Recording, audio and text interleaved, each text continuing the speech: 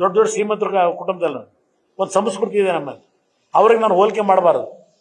ಬರೀ ಬುರುಡೆ ಬಿಟ್ಟುಕೊಂಡು ಬೂಟಾಟಿಕೆ ಎಷ್ಟು ದಿವಸ ಮಾಡ್ತೀರಿ? ಜನ ಕೊಟ್ಟವ್ರು 135 ಸೀಟು, ಧೈರ್ಯವಾಗಿ ಮಾಡಿ. ಅಶೋಷಿತ ವರ್ಗಕ್ಕೆ ಏನು ಕಾರ್ಯಕ್ರಮ ಕೊಡಬೇಕು? ಹಿಡ್ಕೊಂಡಿರೋದು ಯಾರು ನಿಮ್ಮನ್ನ? 3,80,000 ಕೋಟಿ ಬಜೆಟ್ ತೋರಿಸ್ತೀನಿ ಏನು ಅಂತೇಳಿ ಹೇಳ್ತಾ ಇದ್ದೀರಲ್ಲ, ಕೊಡ್ರಪ್ಪ. ಅದು ಏನು ಕೊಡಬೇಕು ಶೋಷಿತ ವರ್ಗಕ್ಕೆ? ನಿಮ್ಮ ಪರವಾಗಿ ನಾವು ನಿಲ್ತೀವಿ. ಸ್ವಲ್ಪ ಹೊಡೆಯೋದು ನಿಲ್ಲಿಸಿ, ಕಮಿಷನ್ ಹೊಡೆಯೋದು ನಿಲ್ಲಿಸಿ. ಇದು ವಿಧಾನಸಭೆಯಲ್ಲಿ ಮಾತಾಡಬೇಕು. ಇದು ನಿಮ್ಮ ಮುಂದೆ ಟ್ರೈನಿಂಗ್ ತಗೋತಾ ಇದ್ದೀನಿ, ನೆಕ್ಸ್ಟ್ ಮಾತಾಡಕ್ಕಲ್ಲಿ. ಹಾ,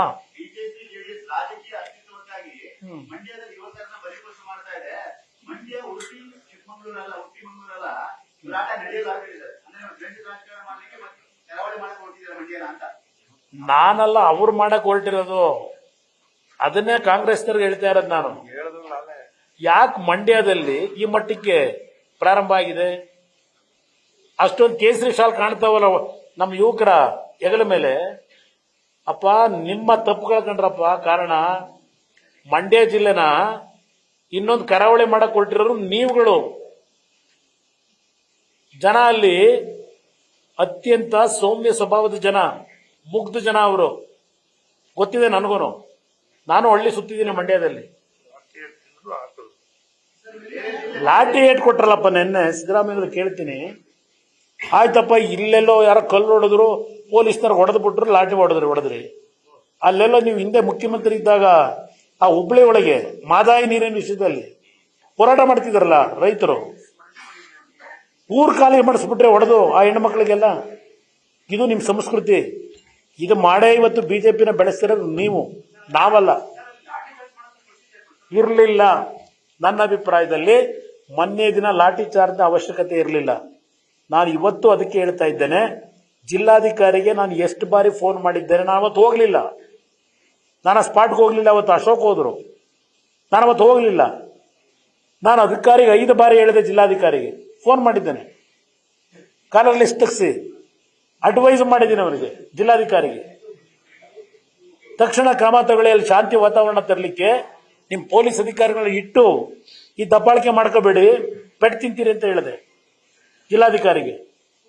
ಹೇಳಿದನೆಲ್ಲ ಹೇಳಿ, ಜಿಲ್ಲಾಧಿಕಾರಿ ಕರೆದು ಕೇಳಿ ಅವರಿಗೆ, ಮಂತ್ರಿಗೆ, ನೀವು ಮಾಡೋ ಕೆಲಸ ನಾನು ಮಾಡಿದ್ದೀನಿ, ಅಲ್ಲಿ ಶಾಂತಿ ಭಂಗ ಆಗಬಾರ್ದು ಅಂತ ಹೇಳಿ. ಅದಕ್ಕೆ ನನ್ನ ಮೇಲೆ ದೋಷ ಕೊಡ್ತೀರಾ ನೀವು? ನಾನು ಇಂಥ ವಿಷಯ ಇಟ್ಕೊಂಡು ಚಿಲ್ಲರೆ ರಾಜಕೀಯ ಮಾಡಲ್ಲ.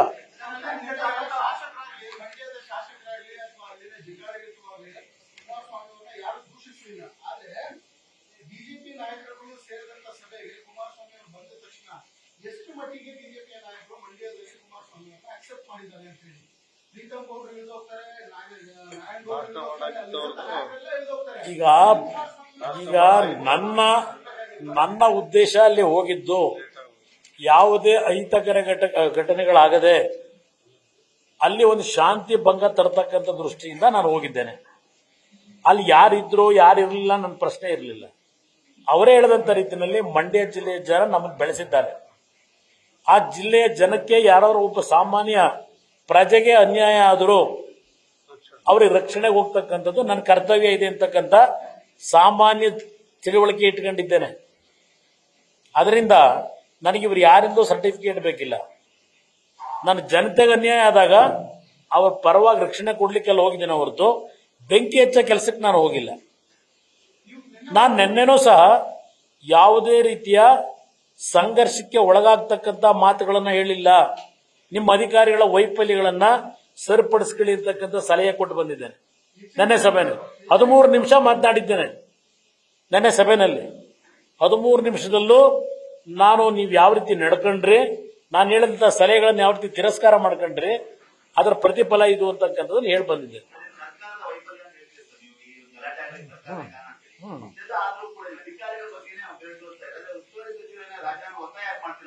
ಅದು ಅವರಿಗೆ ಬಿಟ್ಟಿದ್ದು.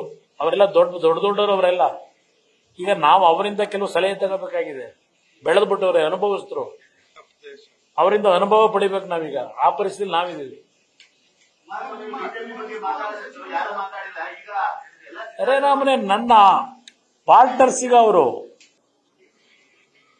ನಾನು ಬಿಜೆಪಿಯವ್ರ ಬಗ್ಗೆನೂ ಮಾತನಾಡೋದು ಕಾನೂನು ಬಾಹಿರ ಚಟುವಟಿಕೆ ಮಾಡ್ತಕ್ಕಂಥದ್ದಕ್ಕೆ ನಾನು ಬೆಂಬಲ ಕೊಡಲ್ಲ. ಬಿಜೆಪಿ ನಾಯಕರಿಗೂ ನಾನು ಹೇಳ್ತಕ್ಕಂಥದ್ದು, ಯಾವುದೇ ರೀತಿಯ ಕಾನೂನು ಬಾಹಿರ ಚಟುವಟಿಕೆಗಳಿಗೆ ನನ್ನ ಧ್ವನಿ ನಿಮ್ಮ ಜೊತೆಗೆ ಇರುತ್ತೆ ಅನ್ಕೋಬೇಡಿ. ನನಗೆ ಬೇಕಾಗಿರೋದು ಹೇಳದಲ್ಲ, ಕುವೆಂಪು ಹೆಸರನ್ನ ಮಹಾನ್ ನಾಯಕರು, ಸರ್ವ ಜನಾಂಗದ ಶಾಂತಿಯ ತೋಟ. ಕುಮಾರಸ್ವಾಮಿ ಅವರು ಅದೆಂತೋ ಟ್ವೀಟ್ ಮಾಡೋದು, ಅವು ಕಾಂಗ್ರೆಸ್ನವರು ಹಿಂದೆ ಏನು ಮಾತಾಡೋರೆ ಇದಾ ಬಗ್ಗೆ ಎಲ್ಲ ಅಂತೇಳಿ. ಎಸ್, ಮಾತಾಡಿದ್ದೇನೆ.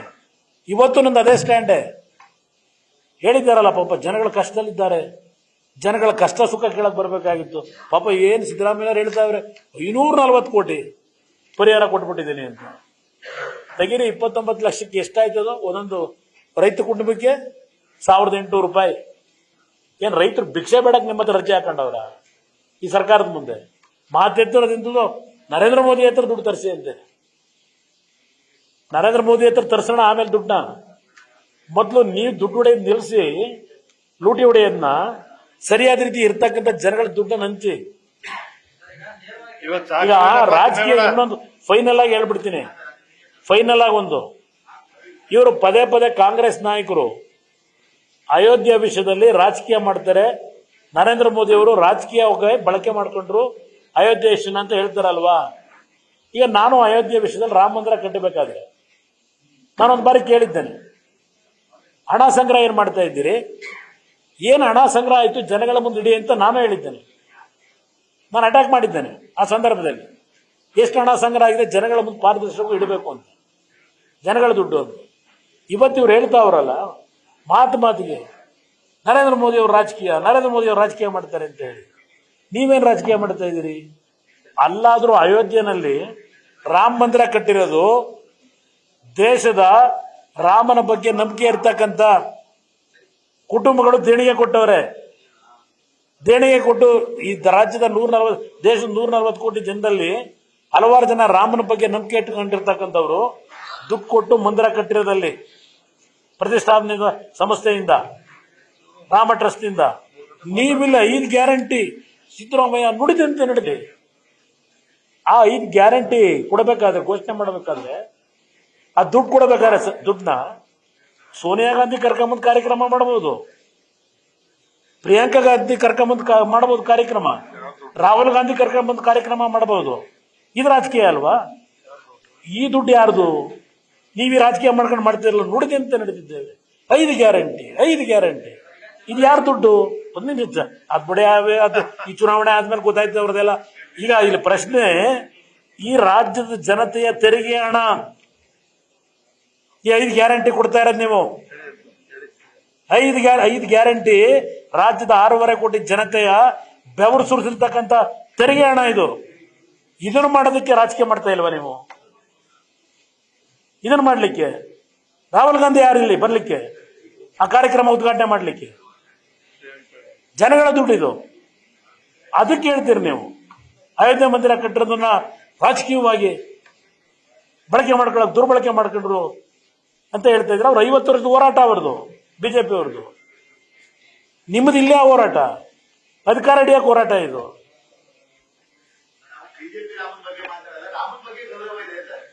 ಬಿಜೆಪಿ ರಾಮನು ಒಂದೇ, ಇವ್ರು ಹೇಳ್ತಾರಲ್ಲ ರಾಮ, ಆ ರಾಮನು ಒಂದೇ, ಎರಡು ಒಂದೇ. ಆಮೇಲೆ ಹೇಳಿದ್ದು ಸಾಕು ಬಿಡಿ, ಜಾಸ್ತಿ ತಿಮ್ಮೇಗೌಡ ಸಾಕು ಬಿಡು, ಇದನ್ನೇ ಬರೀರೋ ಸರಿಯಾಗಿ ತೋರ್ಸ. ಇದು ತೋರ್ಸಿದ್ರೆ ಒಂದು ವಿಷಯ ಆಯ್ತದೆ. ಸದ್ಯ ಎಲ್ಲ ಹೋಗ್ತಿದ್ದ.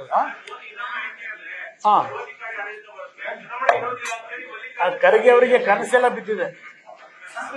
ಅಂಬೇಡ್ಕರ್ ಅವ್ರ ಕನಸಿನಲ್ಲಿ ಬಂದು ಹೇಳಿದ್ದಾರೆ ಮೋದಿ ಅವರು.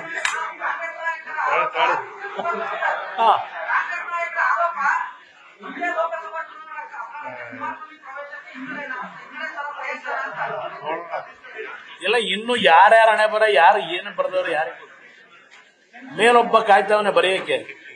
ಅವ್ನು ಯಾರ್ಯಾರು ಏನೇನು ಹಣೆಲ್ಲ ಏನೇನು ಬರ್ದವನ ಯಾರಿಗೂ. ಲಕ್ಷ್ಮಣ ಸವದಿ ಹೇಳೋಲ್ಲ ಹಣೆ ಬರ ಯಾರ್ಯಾರು ಕಂಡಿದಾರ.